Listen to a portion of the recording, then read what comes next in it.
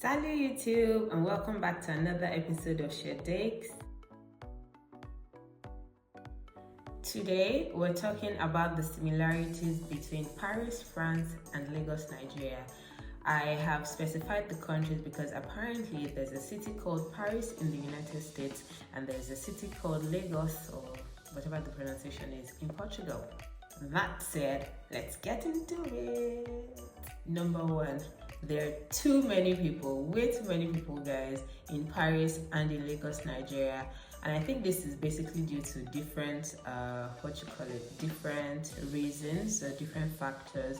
So there's one that is the rural-urban migration, and that's just basically, Paris and Lagos being like the commercial centers of the country, and people just coming from like other towns and other cities that are not as commercially viable for better economic opportunities, basically. So there are a lot of people. Also, there's tourism. So when you think about France, the first place you think about is Lagos. When you think about Nigeria, the first place you think about is Lagos. So if you want to go to France or you want to go to Nigeria, you're going to either Paris or Lagos. So it has a lot of tourists as well. And yeah, there's migration from other countries. Maybe this doesn't really apply to Nigeria, but I think it does actually, because there's a lot of Asian, Lebanese, and even like American people in Nigeria.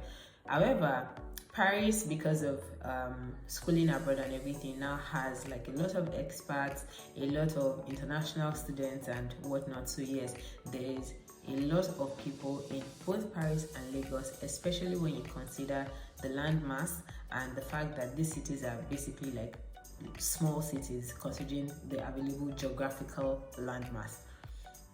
Second thing, crowded public transportation. Oh la la. Oh la la. You guys, I mean, like in Lagos it's standard, like, it's crowded, right? Except you're in a taxi or something, it's usually crowded. In Paris, you might not expect, but it can get really crowded, especially during rush hours. And rush hour can literally be any time of day, in any direction, depending on what part of town that you find yourself, and if people just happen to be moving a lot around that time in that place, right? So I will put some pictures just so that you guys understand. Like, it's literally like a Lagos bus stop on a rainy night that there is no bus, like literally. And you just see people like struggling to get into the place, and they're like avance, and everybody is like to where, ooh. Like there's no space for you to move into. People are literally standing like Molue style and holding on to things and all of that. So yeah, that as well. And yeah, speaking of crowded transportation, something happened last year. So there's specific days, right, that it just gets out of hand. So the French the French Independence Day is called the Bastille Day, and it's usually 14th of July. So last year, on that day, there's something special that happens. Everybody that knows about France knows about the Eiffel Tower, right? So the light of the Eiffel Tower, normally the light of the Eiffel Tower every evening from 7 p.m. till maybe 11 or midnight or something.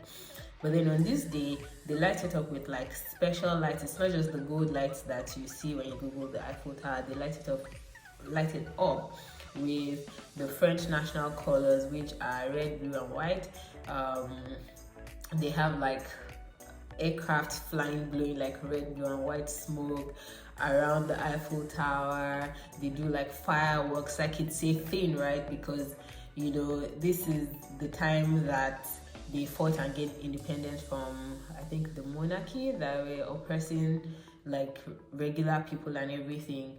So yeah, after this event, right, the event was actually supposed to start at 9, but they actually did not start the actual fireworks and the special lights until like 11.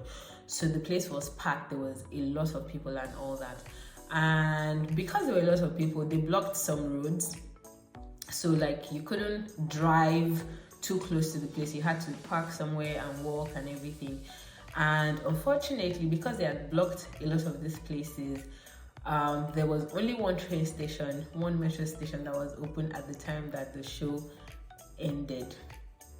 Now, there were literally hundreds of people trying to leave this one place and to get into different parts of town at that time of the night, and there was just one metro station open. Guys, it was a disaster, like stampede level disaster. Like, people were pushing, people were cussing, people were just, it was terrible.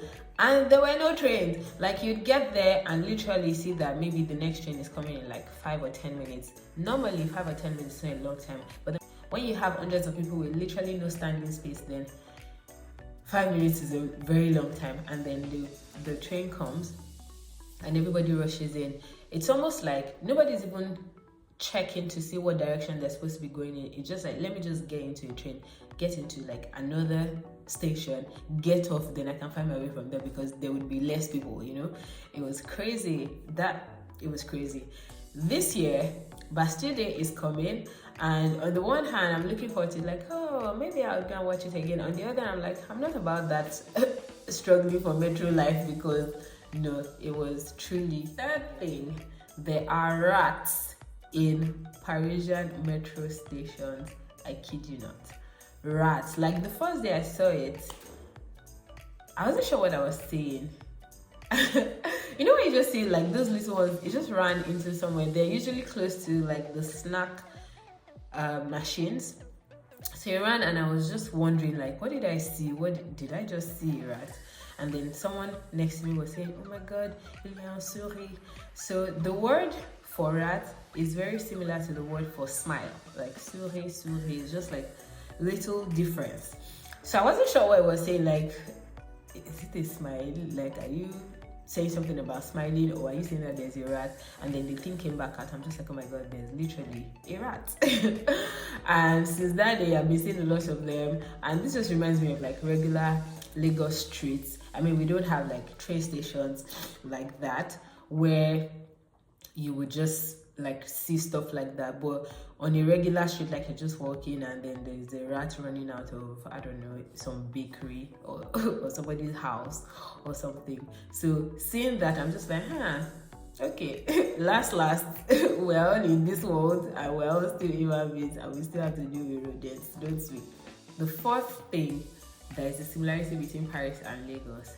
It is expensive. From accommodation to eating out to the general cost of living in Paris and living in Lagos are really expensive ventures. Recently, I was doing some research about something, and I was checking for rent, like in a specific city that is not in Paris, and I saw monthly rent was literally less than half of what I pay here. And what I pay here is expensive, but by Parisian standards, it's even cheap, because, oh, you know, student accommodation, you don't yet have money, blah, blah, blah, blah, blah. I'm just like, how is somebody paying less than half of what I'm paying in another city for a standard accommodation that is furnished? I'm like, this life is no balance, okay? If I come back to this country again, I will not stay in Paris. I'll go to another city and everything. But yeah, that's just to drive on the point that it can actually get expensive. And from eating out, you know, you wonder, is it not the same beer that you buy when you go out and everything? Although it might be the same beer, but it's not the same amount of money that it will cost you if you're buying it in Paris versus if you're buying it in another city and all that. So yeah, and Lagos can also get expensive as well, like compared to other cities. So I'll give you an example. If I'm in Lagos, let's even use public transportation as an example. If I'm in Lagos and I want to take a bus from, let's say, Obalinde to Ajah, it's probably like 500 naira. But if I left Lagos and went to, say, Akure, for instance, and I wanted to take a taxi from the main market to somewhere like standard, now that things are expensive, it's like 50 naira. And if they're moving mad, maybe 70, maybe 100, right? But the gap is so wide, you know, between 500 and 50 naira. And it's just like, shit, I will not move to Akure like this and all that. But again, the economic situations are completely different. Finding work, the kind of work that you might want to do in the inner cities, is much harder and much scarcer than being in an urban city and all that. So I understand, but it's still shocking still. The fifth thing, we have our own Balogun markets in Paris, guys. You know how in Lagos you're like, I'm going to Eko because things are cheaper in Lagos, things are cheaper in Balogun, you can buy this or you can buy that one. Literally, there is, apparently it's called an African market. There is a Balogun market. It's not called Balogun, obviously, it's called Chateau Rouge, which is like Red Castle or something like that, in Paris, and it is the hub of West Africa, like the whole of West Africa is a Chateau Rouge. I'm not even joking.